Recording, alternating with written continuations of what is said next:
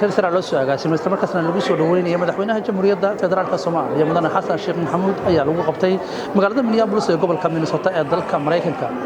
dadka ka soo qayb galay xafladda ayaa waxa ay soo dhaweeyeen madaxweynaha jamhuuriyadda federaalka Soomaaliya ee lagu doortay magaalada Muqdisho 12 May ee caasimadda dalka Soomaaliya ummadda Soomaaliyeed oo dhan waa salaamaya meel kasta ay joogaan hambaliyaan leeyahay madaxweynaha jamhuuriyadda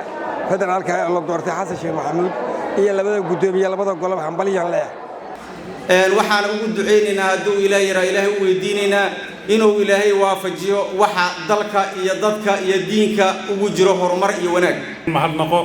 sida sharafta leh aad nooga aqbasheen inaad ka soo qayb gashaan xafladdan quruxda badan aan ugu talagalnay inaan ku soo dhaweyno madaxweynaheena Xasan Sheekh Maxamuud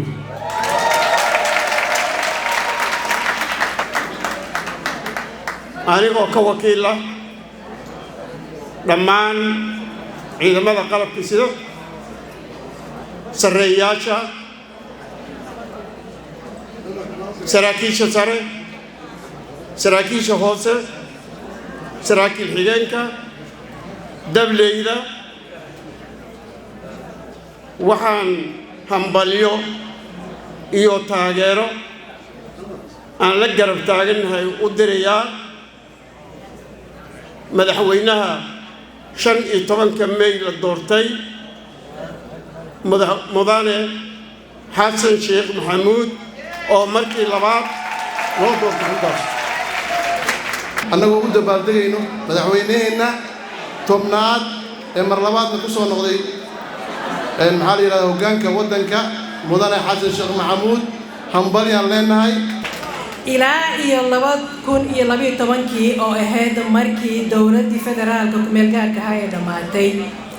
waxaan isugu imaanaynay golahan oo kaleeto aan u riyaaqaynay madaxweynayaasheenii la doortay fariinaan faraynay waa la dardaarmay jirnay intaan ka wada hadli jirnay oo dhan waxay ahayd in dastuurka la dhammaystiro waxay ahayd in la raadiyo hal qof iyo hal cod I represent the Republican Party of Minnesota and would like to congratulate the new elect President Xasan Sheekh Maxamuud and his administration. Kamid ahayn dadkii soo asaasay dawladahan waxaan ku faraxsanahay horta Xasan Sheekh Maxamuud wuxuu u yeeshay nasiib mar labaad in la doorto Sheekh Aadan Madoobe wuxuu u yeeshay mar labaad in la doorto Cabdi Xaash Cabdullaahina mar labaad in la doorto waxay dadkaas ku sifoobeen waxay og yihiin xanuunka dalka haya sharaf weyniya in aan kala soo qayb galo xafladan qiimaha iyo qaayaha badan ee loogu dabaaldegayo dib u doorashada injineer madaxweyne Xasan Sheekh Maxamuud runtii ku qanacsannahay oo aaminsannahay madaxweyne Xasan Sheekh Maxamuud inuu yahay shaqsigii maanta loo baahnaa waxaan rabaa marka ugu horeysa inaan halkan aan ku soo dhaweeyo madaxweynaha ummadda Soomaaliyeed meel kasta ay joogaanba madaxweyne Xasan Sheekh Maxamuud mudane madaxweyne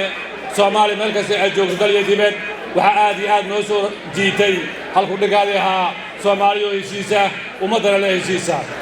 mudane Xasan Sheekh Maxamuud gacan adag garta ku gooy madaxweynaha magaaladana kuma cusba laba jeer hore noo yimid laakiin caawadan hambaliya maqlay hambaliyada bas noogama baahna madaxweynaha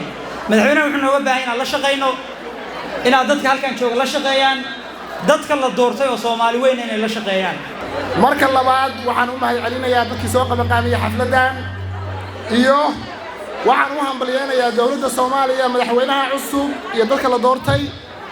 ma idinku dheeraynaya qodbada waxaan idin rabaa inaan idin sheego inaan ahay musharax xaafadda la yiraahdo 62A oo hadda ka hor aan u cararay waa soo laabanaya caawintiinana waa u baahanahay inaanu codka soomaalida ku rayn doono aaminsanahay waxaan caawa isugu nimid waa runta gobolka Minnesota dabaaldeg aan u dabaaldegayno soo dhaweynta madaxweyne Xasan Sheekh oo mar labaad loo doortay inuu hogaamiyo 4 sano ee soo socoto waxaan Ilaahay ka baryaynaa in uu Ilaahay ka dhigo kana bixiyo dadka Soomaaliyeed dhibaatada iyo walwalka baahsan ee ku jireen in ay kaga gudbaan isjeclaan nabadgelyo iyo baraari bashbash hadii Ilaahay raali ka noqdo waxaan aad ugu hambaleynayaa madaxweynaha Xasan Sheekh Maxamuud in uu wadanka sida looga jecel yahay jecelkiisa sida uu muujiyo bulshada Soomaaliyeed iyo shacabka Soomaaliyeed dadweynaha meel baa joogtiin salaan qaali ah salaan wadanimo ah salaan Soomaaliyeed waan salaanay meesha waxa ugu mahad celinaynaa maanta la isku soo baxay madaxweynaheena HSM Xasan Sheekh Maxamuud oo aan taqaana madaxweynayaasha adduunweynaha dhan marka loo fiiriyo aniga isla yahay madaxweynaha ugu fiican weeye again congratulations we are so proud of Somalis and we're proud to celebrate wadanimo nationalism and most importantly Somalia and its future marka hore Ilaahay baa mahad iska leh isku keenayna oo nabada marka xiga waxaan si guud salaamayaa dhammaan bulshooyinka Soomaaliyeed anigoo fursad ka faa'iideysanaya waxaan hambalyo u dirayaa madaxweynaha qaranka Soomaaliya xaqiiqatan caawa si weyn baa isugu soo baxay gobolka Minnesota dabcan dad aad u fara badan oo Soomaaliyeed ayaa isku soo baxay dabaaldegan anigoo si daba socda hambalyada Daawud markana waxaan ogaadiyo kooban u diraynaa bulshada Soomaaliyeed ee reer Minnesota waxaynu ugu soo foodle maalinta qarannimada Soomaaliya sidoo kale Somali Week aad iyo aad dabcan waxaan sugu iman doonaa barxadaas haddii Ilaahay idmo soo dhawaada Somali Week sidii loo socotaa insha Allah ka soo qayb gal wanaagsan dhanka kale fanaaniinta ayaa waxa ay ku soo bandhigeen wacdaro oo ka ciyaara isla markaasna ay uga qayb qaadanayaan dabaaldegga loo dhigayo madaxweynaha Jamhuuriyadda Federaalka Soomaaliya mudane Xasan Sheekh Maxamuud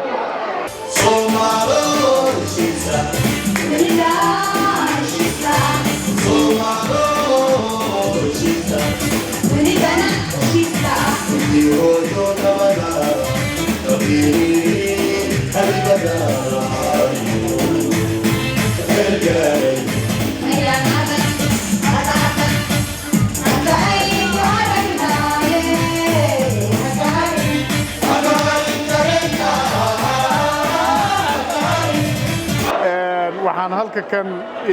horta aad baad u mahadsantihiin SNTV waxaan aad ugu hambaliyeynayaa madaxweynaha Xasan Sheekh Maxamuud iyo labada gudoomiye saddex oday oo mu'tamara la doortay waxaan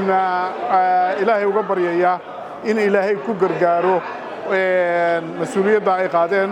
oo ay hore ugu wadaan wadanka العاوي waxaad ka mid ahay dadkii lagu martiqaaday xafladda lagu taageeray madaxweynaha Jamhuuriyadda Federaalka Soomaaliya maxay kugu abuuraysaa walaal waxay ugu abuuraysaa shucuur aad iyo aad u sarreysa madaxweyne Xasan Sheekh markii ugu horeysay reer Minnesota u dabaaldegnay maahan dhowr iskootar oo noo yimid iyo markii hore uu dal doortay baa u dabaaldegnay aad iyo aad baan ugu ducaynaynaa isaga in Ilaahay halka la garab galo waxaan rajaynayaa insha Allah in maalkayga iyo muruqayga wadankayga aan u laabto oo wadankaygana aan maadaama aan dhalinyarada Soomaaliyeed oo qurbaa ku joogto waxaan rajaynayaa insha Allah inaan ku laabto wadankaygii ana maal iyo muruq baan insha Allah meeshan waxaan ka salaamayaa madaxweynaha cusub ee Soomaaliya ee dowladda federaalka madaxweyne Xasan Sheekh experience uu leeyahay 4 sano soo hayay marka waxa uu baahanahay wadanka Soomaaliyeed inuu kaga tago legacy qaar ka mid ah dadkii la hadlay warbaahinta qaranka Soomaaliyeed ayaa waxa hadalooda ka mid ahaa xafladda lagu soo dhaweynayay madaxweynaha Jamhuuriyadda Federaalka Soomaaliya mudane Xasan Sheekh Maxamuud ee lagu qabtay magaalada Minneapolis ee gobolka Minnesota ayaa waxay qayb ka tahay xafladaha lagu qabanayo dunida dacaladeeda taas kuwaas oo lagu soo dhaweynayay madaxweynaha Jamhuuriyadda Federaalka Soomaaliya ee ay baarlamaanka Jamhuuriyadda Federaalka Soomaaliya ku doorteen magaalada Muqdisho ee caasimadda Soomaaliya 15 May Daakiin Cabdi Ismaaciil warbaahinta qaranka Minnesota Mareykanka